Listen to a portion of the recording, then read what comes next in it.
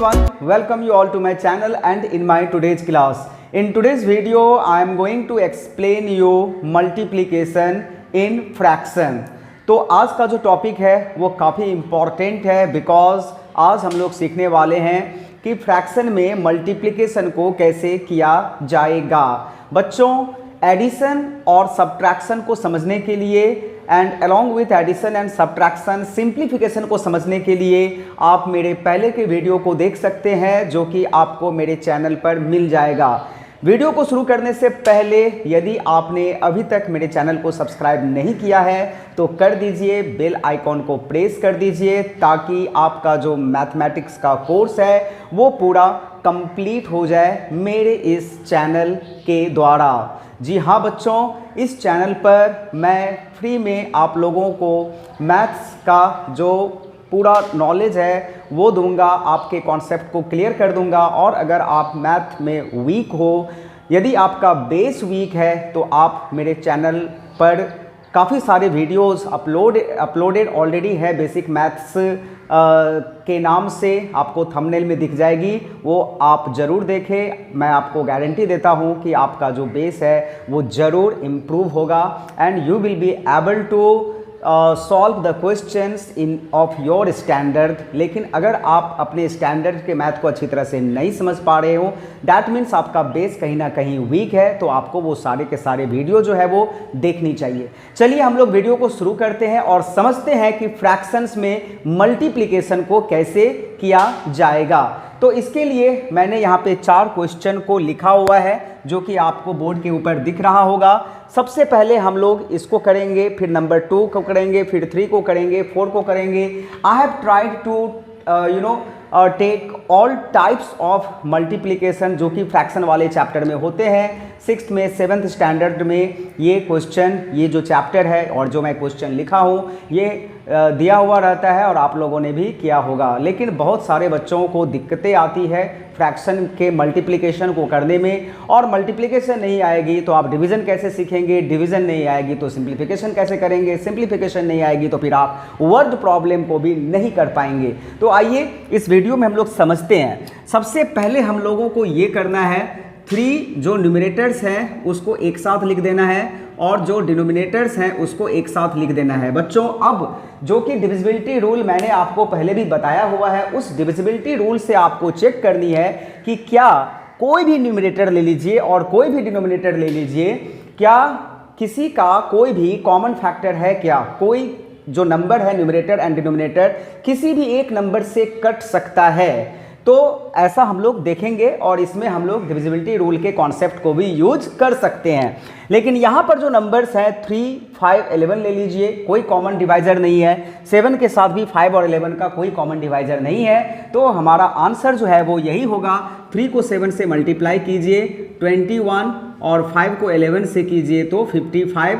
और ये कौन सा फ्रैक्शन है? प्रॉपर फ्रैक्शन है, डिनोमिनेटर बड़ा है, तो इसमें इसको हम लोग जो है वो इम्प्रॉपर मिक्स्ड फ्रैक्शन में कन्वर्ट नहीं कर पाएंगे, तो इसका आंसर यहीं पर छोड़ दीजिए।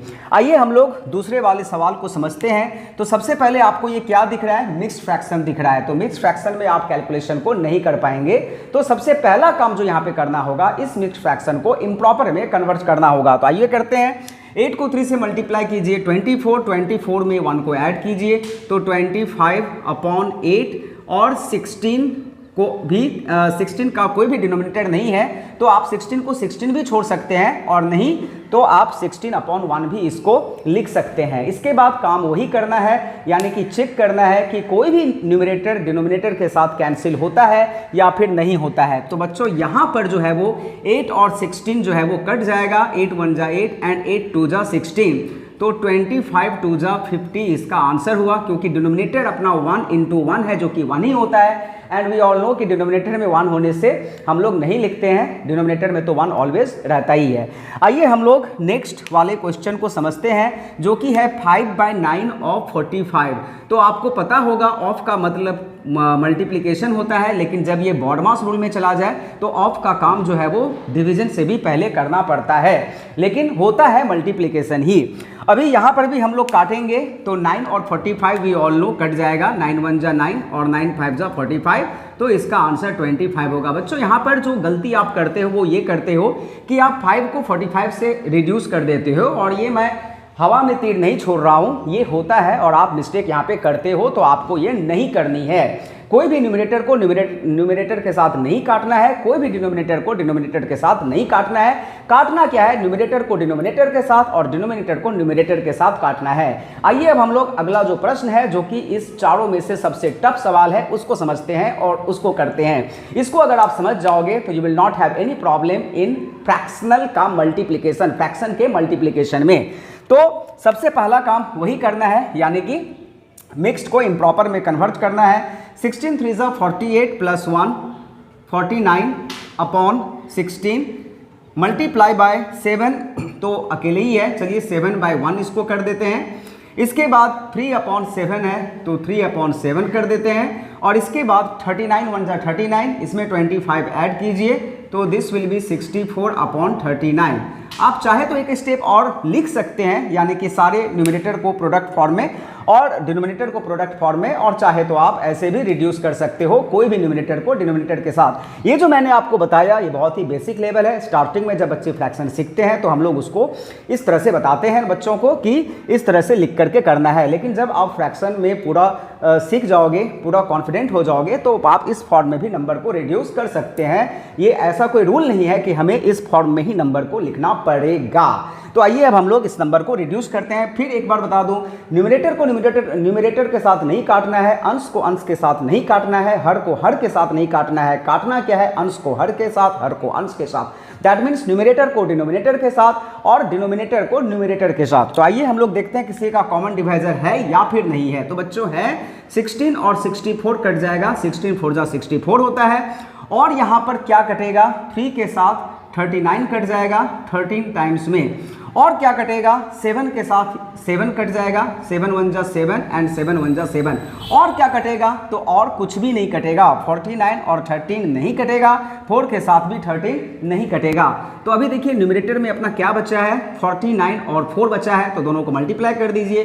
4 9 जा 36 का 6, 3 बचा, 4 4 जा 16 प्लस 3 19 होता है, तो 196 अपॉन 13 इसका आंसर हुआ। लेकिन बच्चों मैं आपको बता दूं कि ये इम्प्रॉपर फ्रैक्शन है, तो इसे मिक्स फ्रैक्शन में कन्वर्ट कर लेना चाहिए, और अगर आप मिक्स फ्रैक्शन में इसे कन्वर्ट करोगे तो इसका आंसर आएगा 13 1 जा 13, 13 और 66 हो गया, तो 13 4 जा 13 5 जा 55 होता है, तो 15 होल 1 अपॉन 13, 15 होल 1 अपॉन 13 जो है वो इसका मिक्स फ्रैक्शन के फॉर्म में आंसर हो गया।